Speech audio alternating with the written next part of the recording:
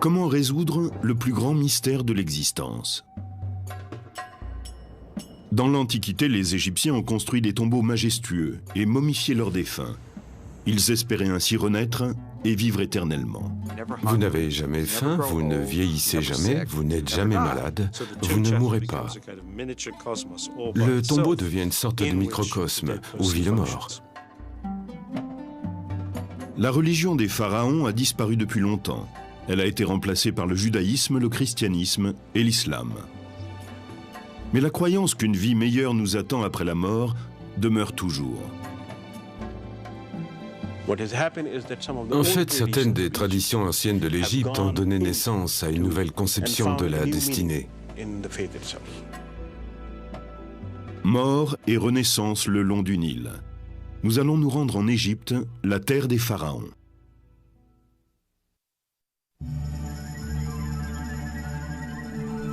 Aucune expérience humaine n'est aussi définitive et inévitable que la mort. Le désir d'y faire face a inspiré certaines des croyances religieuses les plus profondes de l'Égypte ancienne. Il est à l'origine de la construction de ces monuments extraordinaires. Et au centre de tout cela, on rencontre la promesse d'une renaissance et de la vie éternelle après la mort. C'est un concept aussi vieux que l'Égypte elle-même. Il y a 12 000 ans, bien avant les pyramides et les pharaons, les premiers habitants vivaient dans des villages situés sur les bords du Nil et brûlaient leurs morts dans le désert. Mais ces tombes primitives ne renfermaient pas uniquement le corps du défunt. Les fouilles y ont révélé la présence de nourriture, de produits de beauté et d'outils. Les défunts étaient peut-être censés utiliser eux-mêmes ces objets, à moins qu'ils n'aient été obligés d'en faire don à des puissances suprêmes après leur mort. Nous n'avons pas réellement la réponse, mais leur présence indique que ces gens croyaient à une vie dans l'au-delà.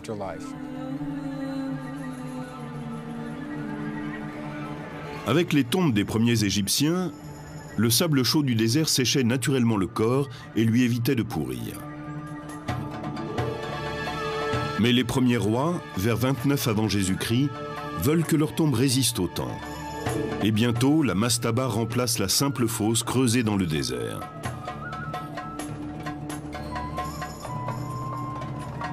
En brique ou en pierre, la mastaba est un tombeau rectangulaire à toit plat. Des espaces rituels et des pièces de stockage sont ménagés au-dessus du sol, tandis que le corps est placé en sécurité dans une chambre souterraine. Les tombes deviennent plus complexes, mais le soleil et le sable ne dessèchent plus le corps, puisqu'ils ne sont plus en contact direct avec lui. Il n'est plus préservé. Il va donc procéder à deux opérations, la momification et la préservation du corps.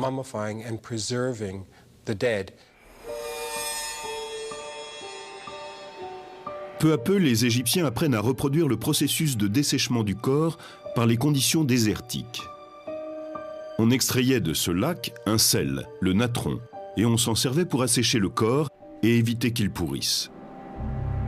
En général, l'opération prenait 40 jours. Puis le corps était enveloppé dans un vêtement.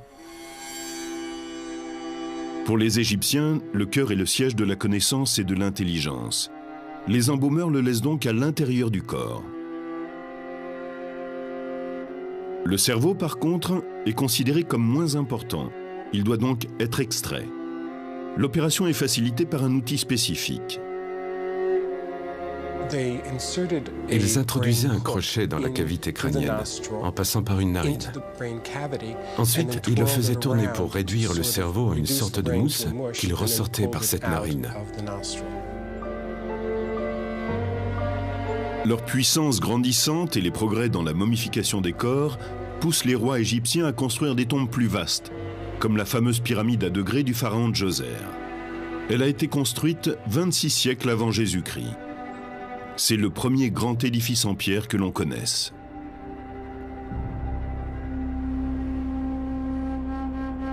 Il est bientôt suivi par la première grande pyramide bâtie par le pharaon Snéfrou.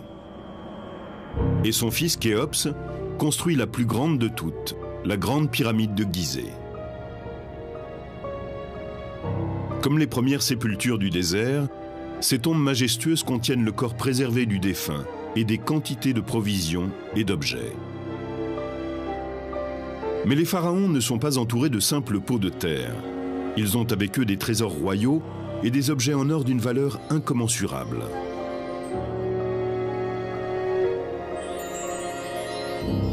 Les pyramides, grandes ou petites, servent le même but. Ce sont des outils de renaissance. Elles sont construites pour permettre aux défunts rois de devenir un esprit promis à la vie éternelle. Cette idée de vivre après la mort, c'était la possibilité de sortir de la tombe à l'aurore et de vivre dans le monde durant la journée, puis à la nuit de retourner dans sa tombe. Le paradis était l'Égypte même, le meilleur de tous les mondes possibles, mais sans les inconforts physiques liés au corps. Vous n'avez jamais faim, vous ne vieillissez jamais, vous n'êtes jamais malade, vous ne mourrez pas. Pour les Égyptiens, le processus de la Renaissance reflétait l'ordre du cosmos, et plus précisément le cycle du Soleil. Chaque nuit, le Soleil descendait dans le monde souterrain, ou Duot. Là, le dieu Osiris dispensait son pouvoir régénérateur, et le soleil pouvait renaître au matin. Dans la tombe, la chambre funéraire où est placé le sarcophage et la momie est le duot. C'est un duot individuel, celui de la personne enterrée là. La momie de la personne est l'Osiris de cette personne. L'esprit doit entrer la nuit dans la momie pour en recevoir le pouvoir de revenir à la vie au matin. Une fois que c'est fait, il peut quitter la tombe pour rejoindre le monde des vivants.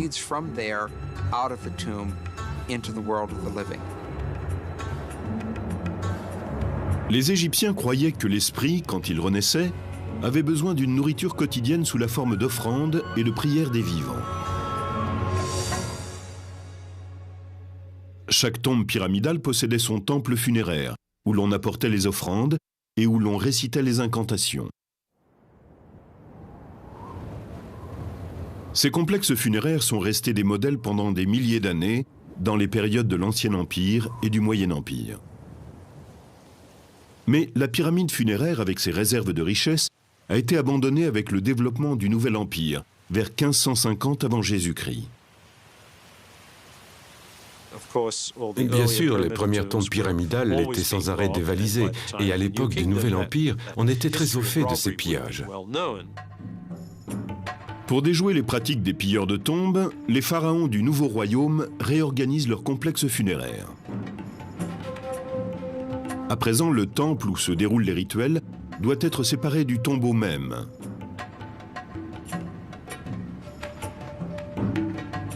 La plupart des temples funéraires, comme celui-ci édifié à Médinet Abou par Ramsès III, ressemblaient à des édifices bâtis pour les dieux. Ils suivaient les plans conçus par les architectes du Nouvel Empire, avec une entrée à pylônes, une cour ouverte au public, une salle hypostyle fermée et un sanctuaire intérieur pour les rituels funéraires quotidiens.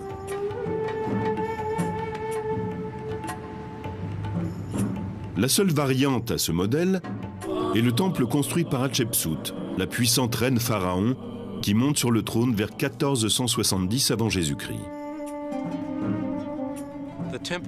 Le temple d'Hatshepsut, à Deir el-Bahri, est placé au pied des falaises à degrés très élevés. Il est construit comme s'il faisait partie de la montagne. Il s'élève en une série de terrasses, plutôt que de s'étendre horizontalement comme le font la plupart des temples égyptiens.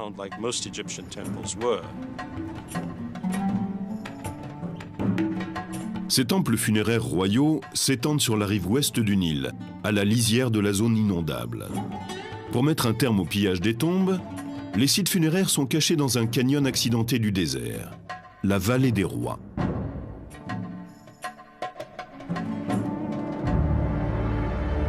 Ces tombeaux du Nouvel Empire sont taillés dans la pierre même. Aucune pyramide ou monument quelconque ne marque leur emplacement. Rien qui puisse servir de repère aux voleurs éventuels. À l'intérieur, pourtant, la chambre funéraire poursuit la tradition et reflète le cosmos à une échelle plus intime. Au plafond de la chambre funéraire sont représentées les étoiles ou d'autres symboles célestes. On voit également sur les murs des scènes qui le plus souvent décrivent le monde des vivants. Le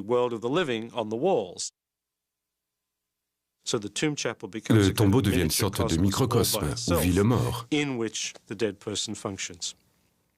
Les tombes sont une métaphore du cosmos et aussi du mécanisme de la naissance.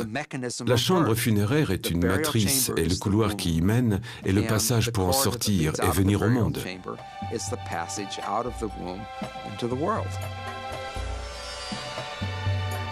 Mais pour que le défunt atteigne la vie éternelle, il ne suffit pas de lui élever un tombeau et que son corps soit momifié.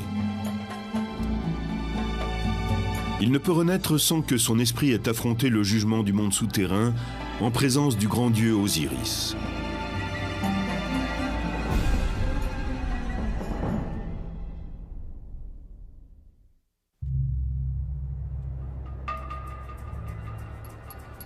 Pendant près de 20 siècles, les pharaons n'ont reculé devant aucune dépense pour construire leur monument funéraire.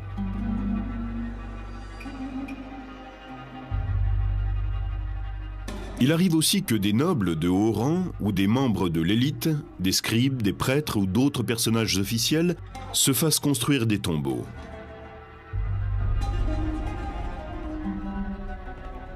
Certaines traditions funéraires très répandues pourraient remonter à un pharaon de l'ancien royaume, Unas, mort vers 2300 avant Jésus-Christ.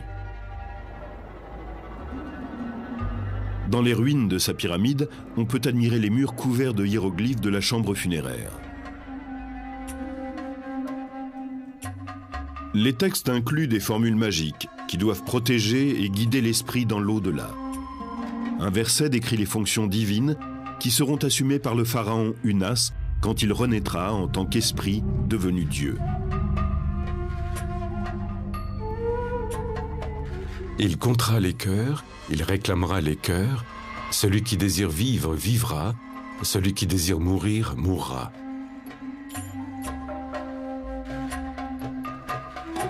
Connus comme les textes des pyramides, ces formules puissantes sont apparues pour la première fois dans ce tombeau et pendant des siècles n'ont été valables que pour les rois.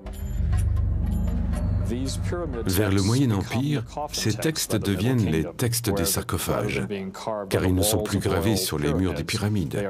Ils sont inscrits sur les côtés des cercueils en bois, destinés à la noblesse. Au cours du Nouvel Empire, les textes deviennent le livre des morts. Ils sont inscrits sur des papyrus et placés avec le corps dans le tombeau. C'est une démocratisation.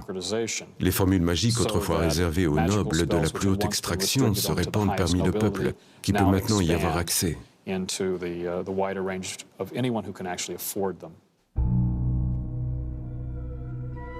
Pourtant, la vie éternelle n'est pas acquise automatiquement. Il faut gagner sa renaissance.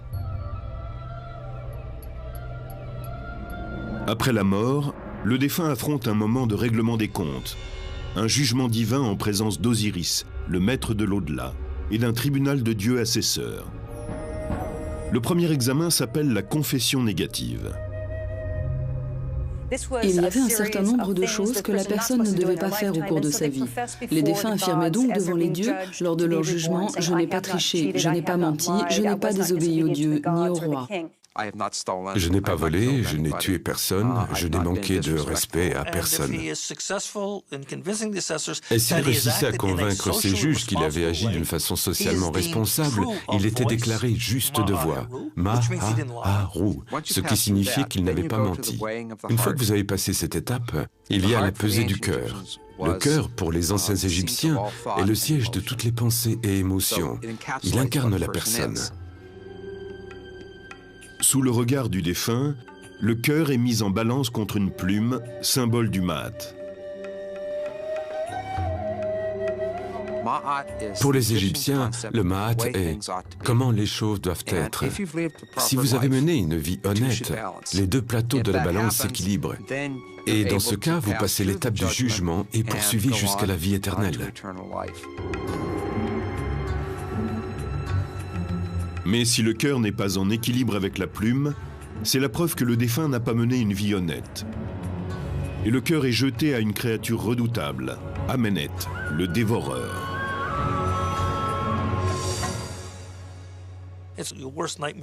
Votre pire cauchemar devient réalité. Il attend là, la gueule ouverte, que ce petit morceau lui soit jeté. Et quand le cœur du défunt est jeté à Amenet, il le dévore. Vous êtes mort, anéanti, fini.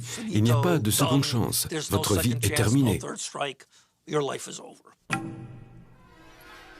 Pour certains Égyptiens, la perspective d'être jugés après la mort leur servait de guide moral pendant leur vie. Vous devez montrer que vous avez vécu d'une façon qui fait de vous un membre honorable de la société. Ce n'est pas un jugement religieux, c'est un jugement social. Le défunt, qui a été récompensé par la vie éternelle, est considéré comme un élément du cosmos. Il fait partie des esprits bienheureux dont la présence peut être ressentie par les vivants. Différents textes nous apprennent que les gens demandaient à leurs parents défunts de les aider, que ce soit pour des problèmes juridiques ou pour avoir des enfants, par exemple. Il est extraordinaire de constater que la vie et la mort n'étaient pas aussi séparées qu'ils le sont aujourd'hui. La mort était une sorte de transition perméable. Les défunts étaient toujours capables de vous aider au cours de votre vie. Le lieu de communication entre les vivants et les morts est présent dans la tombe. C'est un grand bas-relief en pierre qu'on appelle la fausse porte. La fausse porte est un élément architectural que nous retrouvons dans toutes les tombes. C'est l'endroit où les gens viennent témoigner leur respect et leur dévotion à leurs ancêtres.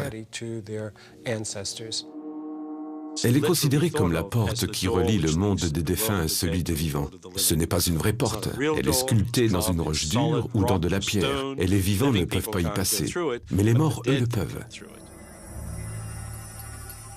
La personne qui demande l'aide du défunt écrit sa requête et la porte au tombeau.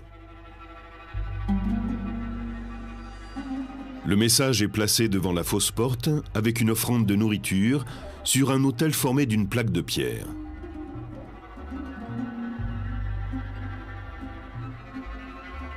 Le message est inscrit sur le côté de la poterie. On plaçait sans doute un plat de poisson sur le dessus. L'homme qui écrit ici voudrait que sa femme ait des enfants et demande à son père défunt d'intercéder. C'est comme s'ils avaient un échange tous les deux.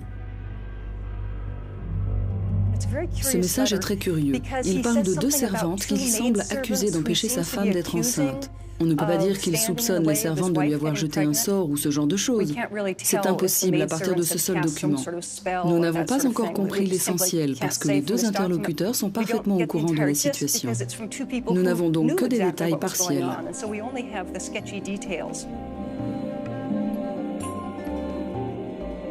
Pour les Égyptiens de l'Antiquité, il semble parfaitement normal de communiquer avec un ancêtre défunt.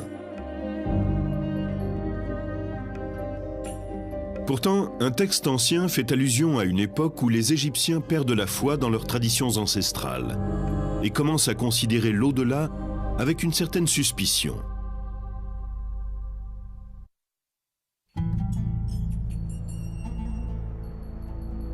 La pyramide de Khéops domine le plateau de Gizeh depuis plus de 4000 ans.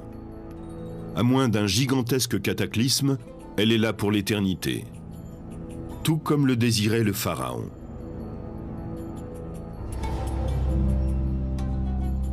Les croyances funéraires de l'ancienne Égypte ont fait l'objet de changements permanents à travers 30 siècles d'histoire.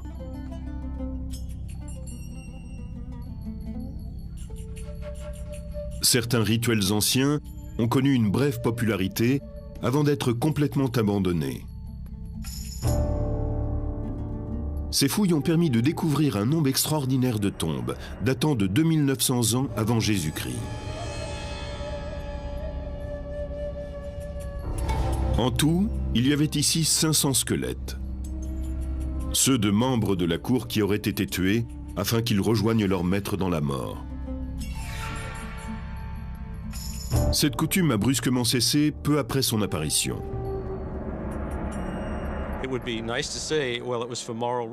Ce serait bien de pouvoir dire que c'était pour des raisons morales, mais nous l'ignorons. Nous savons simplement que cette pratique s'est arrêtée. Les nombreuses représentations de serviteurs dans les tombes royales ou dans d'autres tombes servaient sans doute de substitut aux vrais serviteurs que l'on enterrait aux côtés des premiers rois.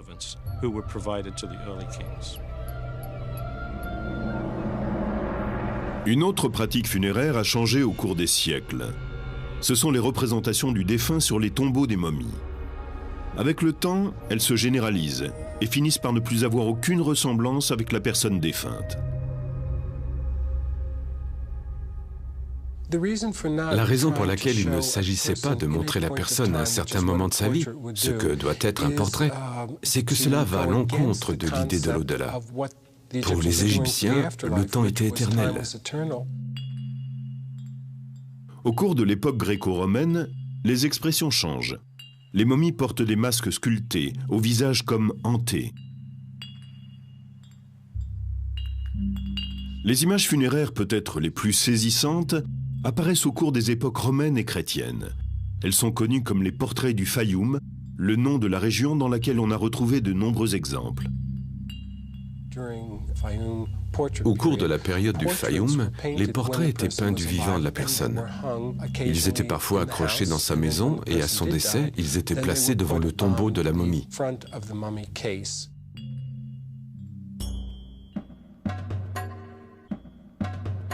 Un des changements les plus singuliers dans les coutumes funéraires est l'élévation d'un mortel au rang de Dieu.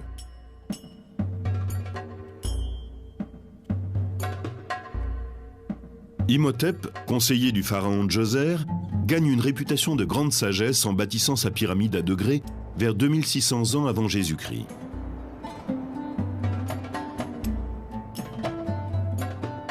Après sa mort, une croyance se développe, selon laquelle il peut intercéder auprès des dieux, ce qui est jusque-là le privilège des pharaons. Il est devenu ce que nous appelons un saint, ce qui n'était pas habituel dans l'Égypte ancienne. Peu d'individus ont acquis cette réputation posthume sans être de sang royal. Au cours du Nouvel Empire, 10 siècles plus tard, Imhotep est considéré comme une déité, le fils du dieu Ptah. Et à l'époque gréco-romaine, les inscriptions sur les temples attribuent à Imhotep la crue annuelle du Nil.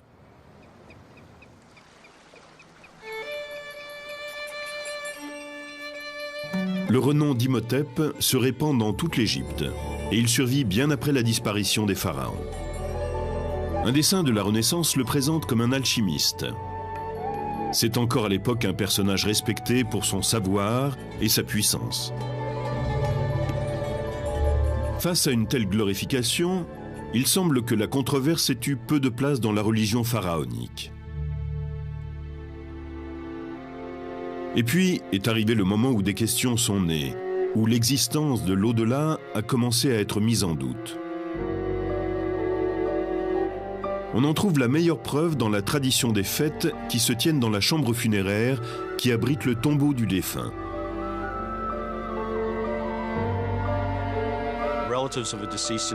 Les parents prenaient un repas et célébraient le défunt qui était censé se joindre à eux en esprit. En ces occasions, il y avait souvent un harpiste qui interprétait des chants appropriés à la circonstance. En général, il disait aux morts qu'il allait certainement se plaire dans l'au-delà, que c'était un endroit sûr où il pourrait se reposer et se substanter.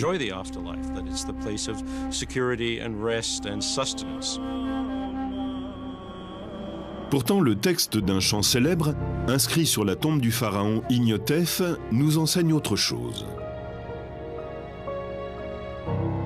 Il pose des questions explicites sur la Renaissance et proclame que jamais celui qui part ne revient. Le harpiste célèbre le grand Imhotep, mais note que malgré sa notoriété, sa tombe a disparu, car elle n'était plus honorée et ne recevait plus d'offrandes. C'est assez inhabituel parce que cela pose la question de savoir s'il y a vraiment une vie après la mort. Ce chant rappelle que les hommes les plus célèbres, ceux que l'on connaît à travers les écrits, ont eu de magnifiques tombeaux, que leurs cryptes étaient remplies d'offrandes, mais qu'aujourd'hui personne ne sait plus où ils se trouvent. La plupart des spécialistes pense que ces idées sont nées au cours de périodes d'instabilité politique. Mais même à des époques prospères, les ruines de temples funéraires, comme le suggère le harpiste, étaient déjà chose courante.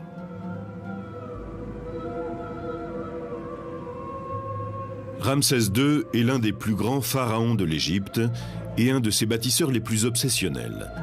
Il ne reste plus de son temple funéraire autrefois immense que des colonnes éparpillées et des statues brisées. Amenhotep III est un autre grand bâtisseur. Son temple funéraire était le plus imposant de tous. Pourtant, il n'en reste pas grand-chose à part ses statues. Les pharaons qui lui ont succédé se sont servis de son temple comme d'une carrière. Ils en ont pris jusqu'au dernier bloc. Les pharaons étaient très préoccupés par l'érection de leur temple. Ce n'était pas simplement une question de beauté. Il était essentiel pour leur vie dans l'au-delà que l'édifice soit bâti selon les règles. Et cela ne les gênait aucunement de détruire le temple d'un autre pharaon pour terminer plus vite le leur.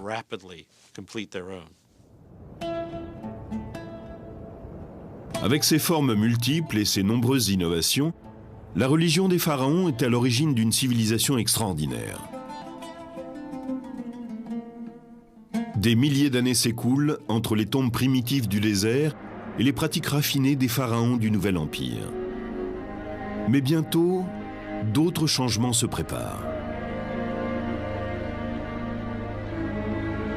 L'arrivée en Égypte d'une nouvelle foi, le christianisme, va apporter une réponse différente à la question de la vie dans l'au-delà.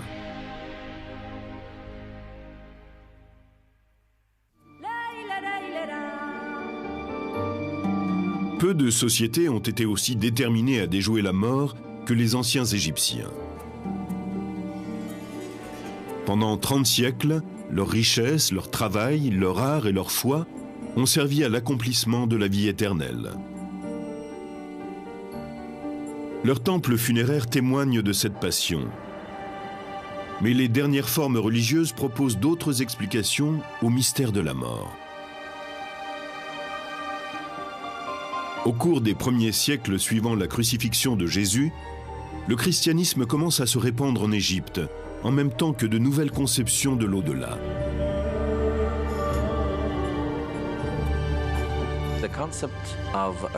La résurrection et l'immortalité auxquelles croyaient les pharaons nécessitaient la préservation du corps.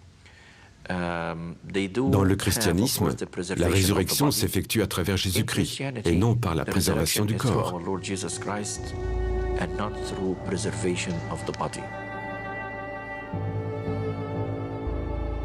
Ce sont ces croyances qui distinguent le christianisme d'Égypte, l'Église copte, de l'ancienne religion des pharaons. Et au cours des siècles, les anciennes coutumes se sont mêlées aux nouvelles.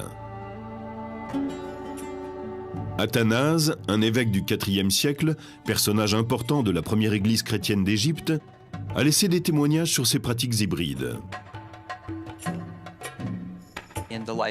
Dans la vie d'Antoine, Anastase décrit les coutumes des chrétiens d'Égypte. Les gens sont momifiés et leurs corps sont ensuite placés dans un endroit accessible à la famille. Ce que nous ignorons, c'est à quel point leur rituel était élaboré, ce que les prières disaient et ce que ces fidèles croyaient. Le personnage de ce tombeau tient une crosse. C'est un symbole qui appartient à la fois à la tradition chrétienne et à la tradition pharaonique, et qui apparaît dans la pratique funéraire copte. Certaines pierres tombales présentent une crosse stylisée, la crux ansata, qui descend tout droit de l'anké égyptienne, symbole de vie.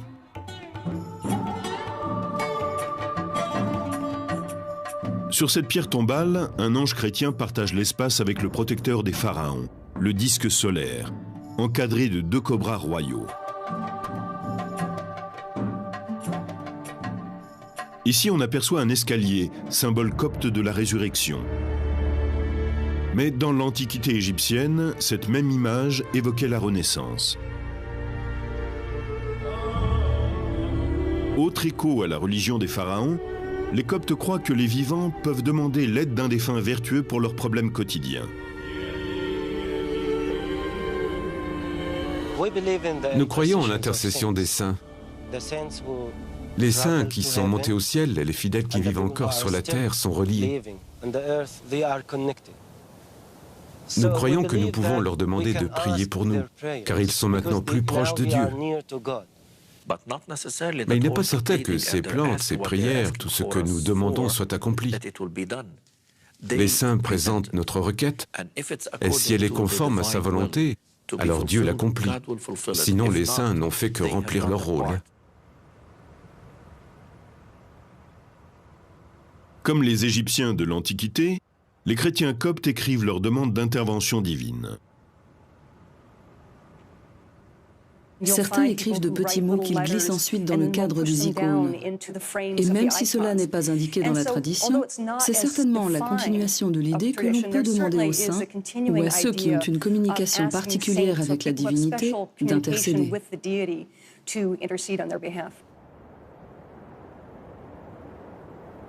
Cette quête d'intercession se répand très loin, jusqu'en des endroits saints comme le monastère Saint-Antoine, situé dans un endroit reculé du désert égyptien. Parmi les moines, un évêque, Joseph, était particulièrement apprécié. Il est mort ici en 1826. Après sa mort, l'Église l'a élevé au rang de saint de l'Église copte. Par chance, 140 ans plus tard, il est tombé de fortes pluies sur le monastère et nous avons dû nettoyer le cimetière. Quand les moines ont ouvert sa tombe, ils ont trouvé son corps entièrement intact. Maintenant, il est conservé ici dans l'église.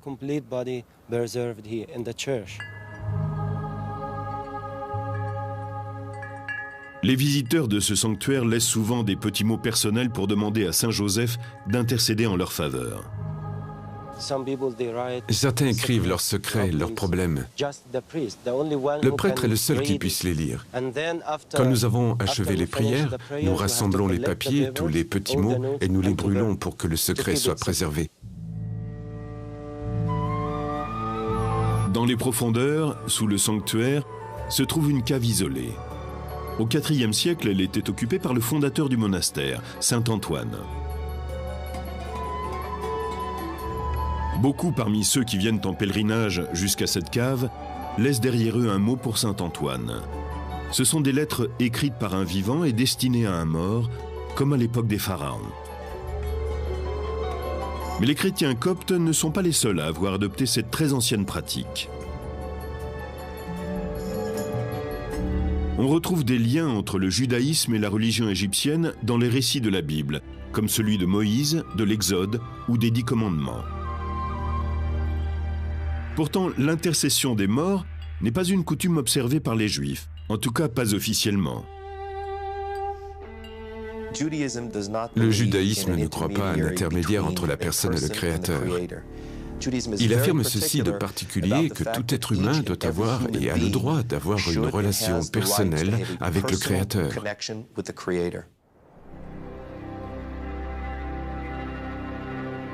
Pourtant, en Égypte, le tombeau ne représente qu'une étape intermédiaire. Dès sa mort ici en 1885, Abou Katzera a été considéré par la population comme un saint juif. Après sa mort, il est devenu un intercesseur, qu'on dit capable de guérir les gens de maladies. Il est particulièrement respecté et vénéré pour son talent à secourir les femmes atteintes de stérilité. Une fois par an, les Juifs du Moyen-Orient et d'Europe se rassemblent sur la tombe d'Abou Katzera.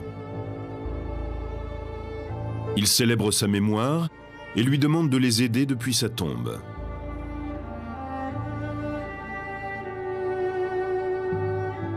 Il n'y a peut-être qu'en Égypte qu'on puisse trouver de telles contradictions apparentes. D'un côté un saint juif et de l'autre des pierres gravées chrétiennes portant des images pharaoniques. Aujourd'hui, l'islam est la foi dominante dans ce berceau des religions. Mais même aujourd'hui, quelques 20 siècles après le dernier pharaon, on retrouve des traces des anciennes traditions funéraires dans les coutumes populaires des musulmans d'Égypte.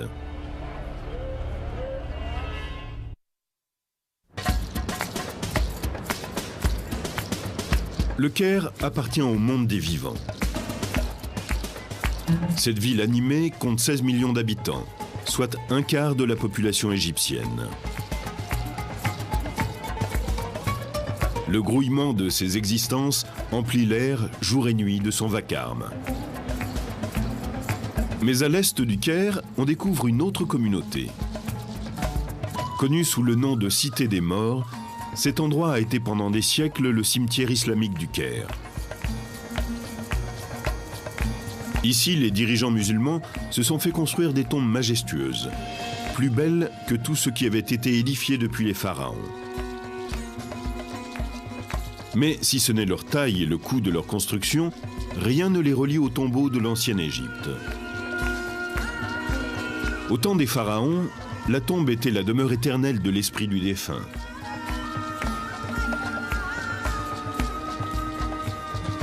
Dans l'islam, la tombe est un abri temporaire entre la mort et le jugement dernier. Les musulmans espèrent être admis dans un paradis merveilleux de jardins, de palais et d'éternel bien-être. La personne sera jugée sur la base de ses actions et de ses paroles. C'est à ce moment-là qu'on décidera de sa destination finale. Soit elle ira au paradis, soit dans les flammes de l'enfer. Ces tombeaux imposants ont certes été construits par des musulmans, mais ils violent les préceptes édictés par le prophète. Pour mettre sur un même pied d'égalité tous les fidèles, Mohammed précise que les tombes doivent être toutes simples et se situer au niveau du sol. Un musulman doit être enterré de façon quasi invisible. L'islam orthodoxe appelle cela « Takswid al-Qubur », le nivellement des tombes. Le prophète interdit explicitement la construction d'un édifice quelconque au-dessus du tombeau. Mohammed lui-même a été enterré humblement sous le sol de sa maison, après sa mort en 632. Mais contre ses vœux express, ses disciples, pleins de dévotion, s'empressent de construire sur sa tombe une vaste mosquée. Ce mélange entre l'islam orthodoxe et les penchants de la nature humaine ont donné naissance à des coutumes funéraires qui durent encore aujourd'hui.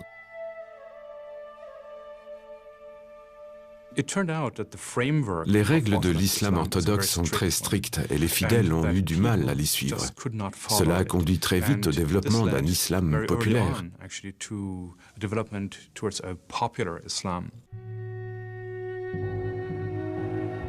On peut observer cette fusion entre la foi orthodoxe et la foi populaire dans les pierres tombales sculptées qui apparaissent vers le 8e siècle.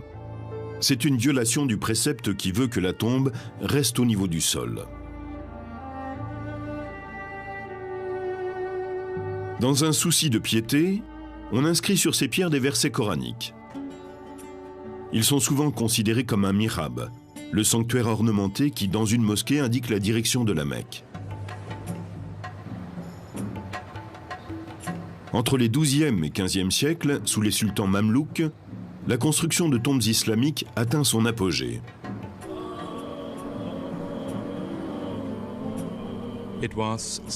Elles indiquent le statut du défunt. Le sultan se faisait construire un tombeau somptueux pour montrer le rang qu'il occupait au cours de sa vie. Ce mausolée a été construit pour le sultan Al-Zahir Barkouk, mort à la fin des années 30. Au centre, on trouve une grande cour, semblable à celle d'une mosquée, et au milieu de celle-ci, ce qui était une fontaine. La tombe du sultan Barkouk repose sous un immense dôme. L'espace ainsi créé mesure près de 15 mètres de diamètre et comprend 6 niveaux en hauteur.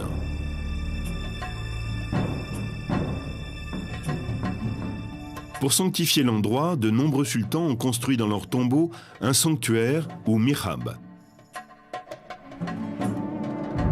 Barkouk est enterré au pied du mihrab, avec à ses côtés son fils. Mais le complexe funéraire de Barkouk est plus qu'un simple tombeau. Il comprend des espaces de vie, aujourd'hui en ruine. Ils étaient destinés aux soufis, des fidèles connus pour leur dévotion et leur mysticisme. Les soufis ne se contentaient pas d'observer les rituels. Ils récitaient aussi le Coran en permanence pour remplir le tombeau de la récitation de versets pieux et ainsi aider le défunt au cours de la période intermédiaire entre la mort et la résurrection.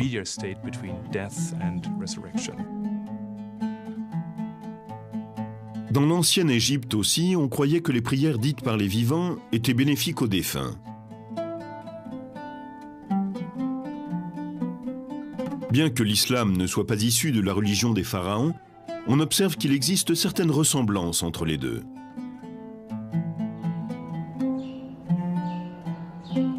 Ce tombeau, construit par le sultan Al-Ashraf Kedbeh, rivalise en splendeur avec ceux des pharaons.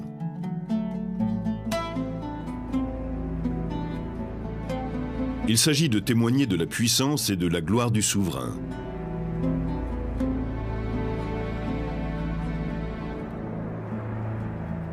Celui-ci observait l'interdiction faite par le Coran de représenter l'homme.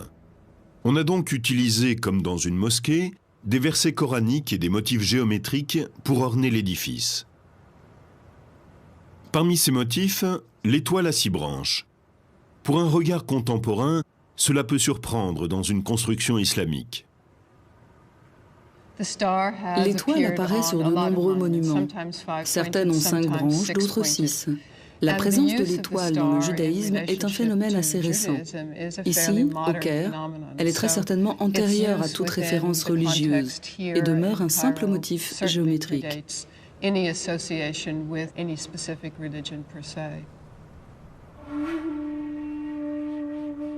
Les versets coraniques inscrits dans les tombeaux musulmans pourraient être des réminiscences des textes des pyramides gravés dans les chambres funéraires des pharaons.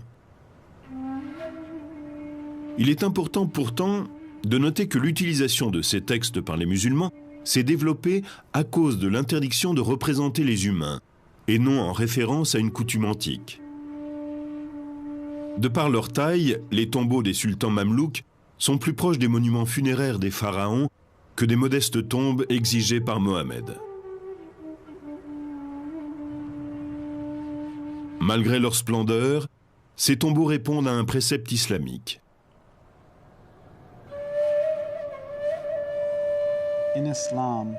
Dans l'islam, on rappelle que lorsqu'un individu meurt, son lien avec ce monde est coupé, sauf en cas de 3 signes de bienfait, ainsi qu'il est dit. Un enfant que l'on a bien élevé, une connaissance utile à tous que l'on laisse derrière soi, représente des formes de bienfaits. Les bienfaits sont des dons que les musulmans laissent à leur communauté, des héritages que les morts laissent aux vivants.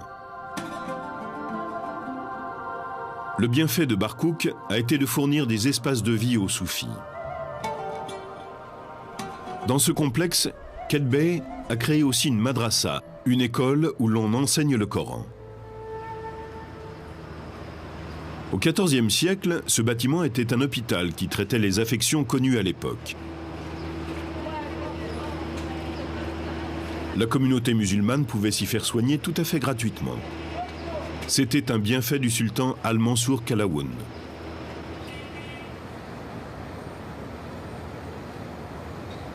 Il est une autre croyance que l'on retrouve dans la foi populaire musulmane et dans la religion égyptienne antique. C'est la vénération des saints. Et le plus révéré de tous est peut-être l'imam Al-Shaafi, enterré à l'intérieur de ce mausolée. Al-Shaafi compte parmi les théologiens les plus respectés de l'islam. Il a fondé une des 4 écoles de pensée orthodoxes.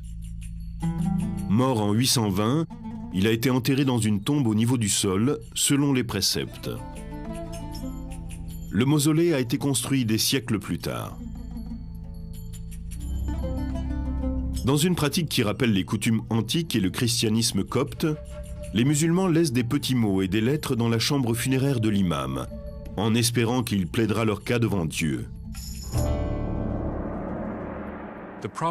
Les questions évoquées dans ces lettres sont des problèmes de tous les jours, ceux de tout à chacun. Des problèmes matrimoniaux, des problèmes de santé. Quelqu'un veut des enfants et ne peut en avoir. Et tous ces soucis sont exposés aux saints. La tombe de l'imam Al-Shaafi, comme la mosquée construite au-dessus de la tombe de Mohammed, sont un curieux exemple de la rencontre entre la foi populaire et la foi orthodoxe.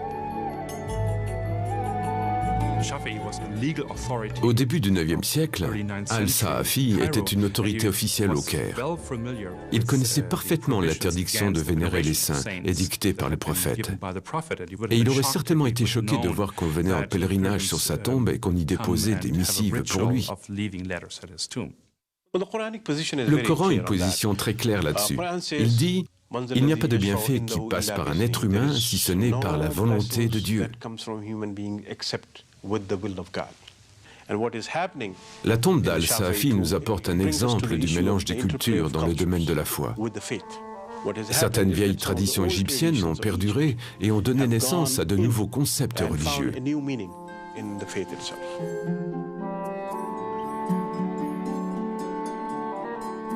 Les pharaons ont disparu depuis bien longtemps, mais certaines de leurs coutumes sont encore observées aujourd'hui. Peut-être les êtres humains partagent-ils un besoin commun de traverser la frontière qui sépare les vivants et les morts. Ce désir est certes compréhensible et permet que le caractère définitif de la mort soit considéré comme une illusion. En Égypte, de nombreuses religions se sont confrontées au cours des siècles avec le mystère ultime de la vie. Et chacune a trouvé sa manière d'expliquer la mort et d'indiquer à ses fidèles un pont vers l'éternité.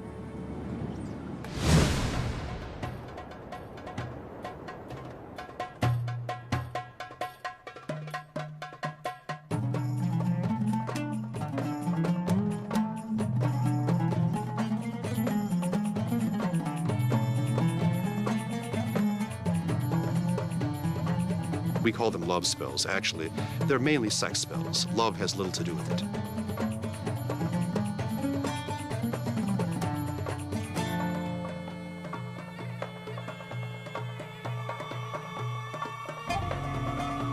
So this ancient Egyptian curing fluid of Isis becomes a standard of medieval and early modern medicine.